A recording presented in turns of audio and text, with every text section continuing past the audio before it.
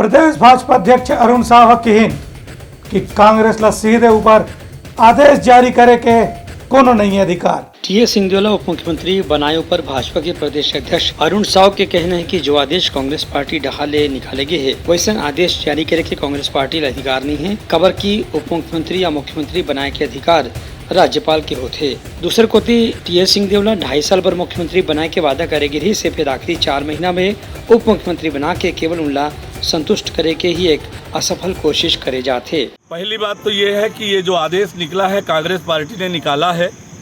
Congress party को उप मुख्यमंत्री बनाने का अधिकार है नहीं, ये मुख्यमंत्री और राज्यपाल को इसका अधिकार है।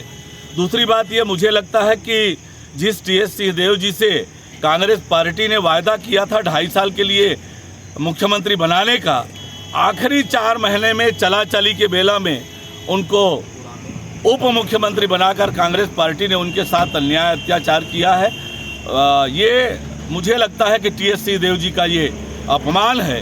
और तीसरी बात ये है कि जिस तरह से चली की बेला में ये उप मुख्यमंत्री बना के कांग्रेस के अंदर जो झगड़े चल रहे हैं उस झगड़े से निपटने का प्रयास हुआ है, निश्चित रूप से ये स्पष्ट है कि भूपेश बघेल जी और कांग्रेस पार्टी आज डरी हुई है।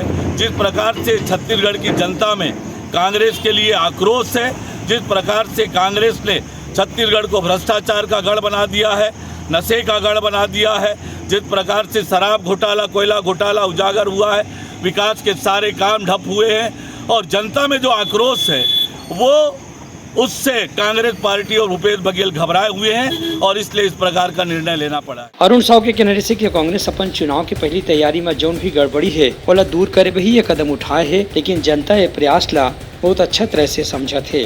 ब्यूरो रिपोर्ट, उटलंघा न्यूज।